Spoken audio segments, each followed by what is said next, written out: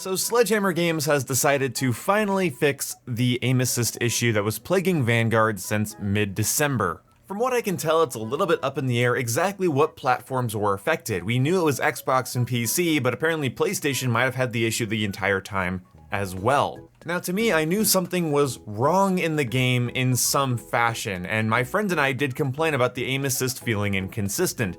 Once we found out that the aim assist issue actually existed, it became really obvious to us that there was an issue with the aim assist tracking, and sometimes in the middle of a gunfight with no cover in the mix at all, you could just swipe your iron sights over somebody and not get any slowdown or rotation, but then the next gunfight, it will have it, which completely screws with your muscle memory, and I wasn't going to play a game where there was a potential for my aim assist to randomly click off mid-gunfight.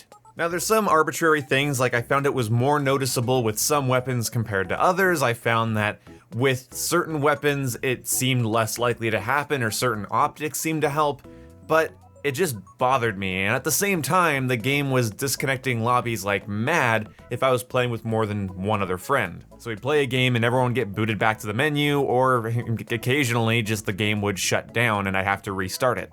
While I can't speak to the party issue being fixed, it does seem to be more stable from what I've heard. The aim assist issue is gone. My gunfights feel way more consistent than they pretty much ever have. You think about the fact that this game has had this problem since last December, so that's a pretty good amount of time to feel like your aim is just inconsistent and bad when really the game is shutting down the software that I've been used to utilizing in Call of Duty games on console ever since I was like 9 years old. So hey, yeah, the game feels a lot better now, and what I'm excited about is I get to focus on the other issues with Vanguard that aren't related to an aim assist or hopefully a party breaking issue. Vanguard has some serious woes when it comes to primarily, in my opinion, perk and equipment balance, and I need to tear into it because I believe Sledgehammer has still not proven to be competent at designing a competitive FPS game.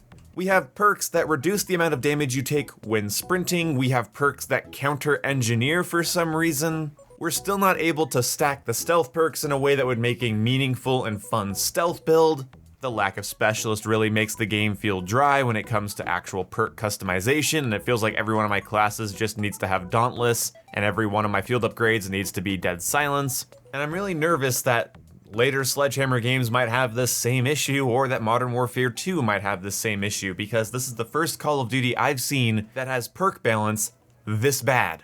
They also added a new game mode that I can't even remember the name of off the top of my head. It's this one. It's a armored something mode, and you basically, it's Fireteam Dirty Bomb mixed with sort of a ground war conquest type thing where you go grab a bomb, take it back to your base, and then you're able to fire the bomb into an enemy base. I'm pretty sure, I don't know.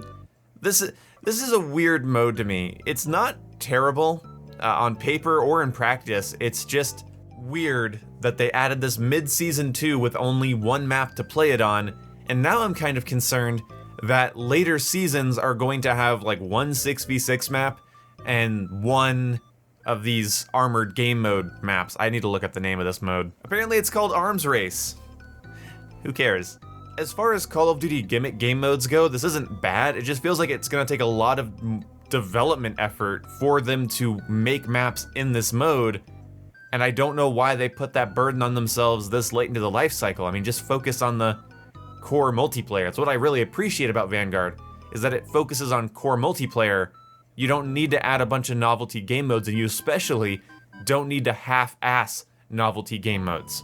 Arms Race could be really cool if it had multiple maps and lots of support, but I feel like it won't be till end of summer, more towards the release of Modern Warfare 2, that Arms Race has any actual traction.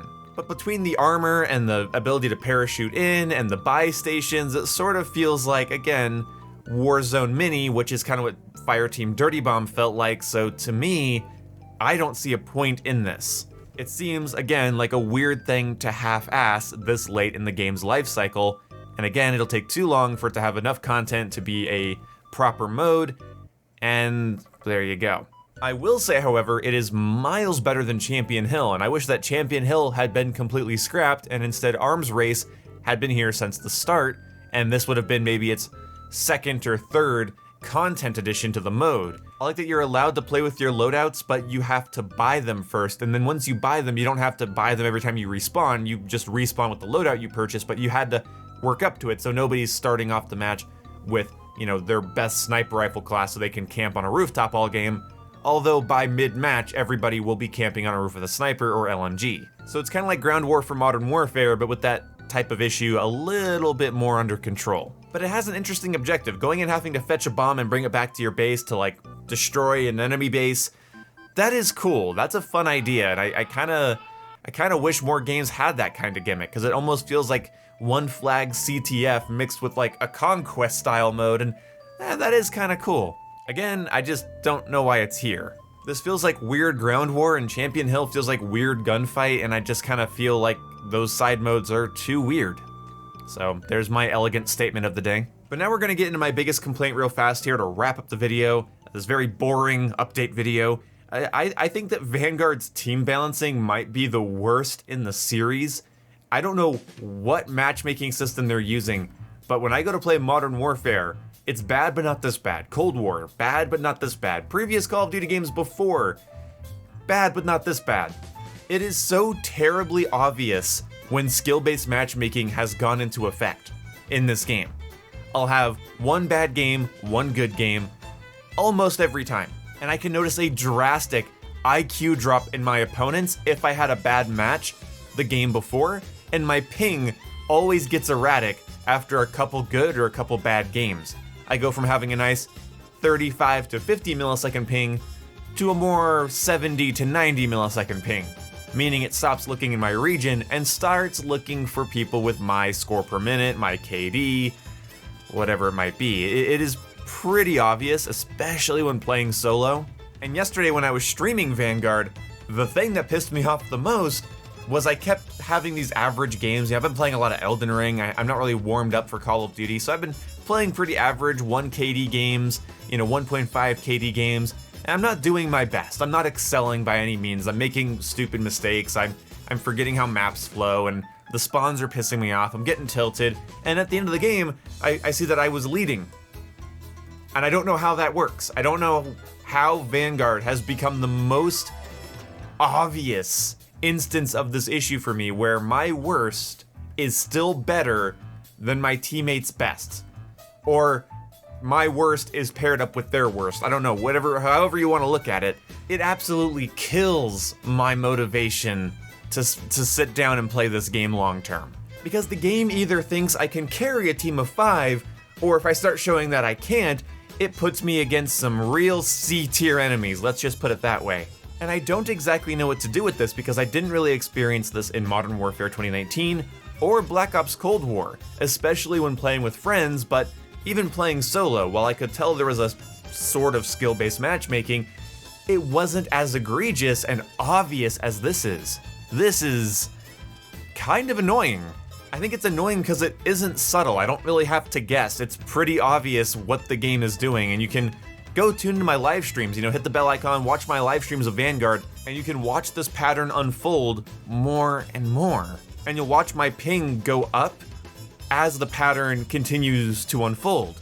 So there you go, there's my update on Call of Duty Vanguard. The aim assist issue is fixed, so at least I can enjoy the gunplay again, but there's some other cracks in the pavement here that are gonna deserve their own videos, and I look forward to making those videos for you guys, so stay tuned, hit the bell icon, subscribe, and use the links in the description to support the channel, and I will see you when I see you very soon with more Vanguard rants, Modern Warfare 2 topic videos, and some more videos and podcasts discussing Halo Infinite and Battlefield 2042. I'll see you when I see you. Goodbye.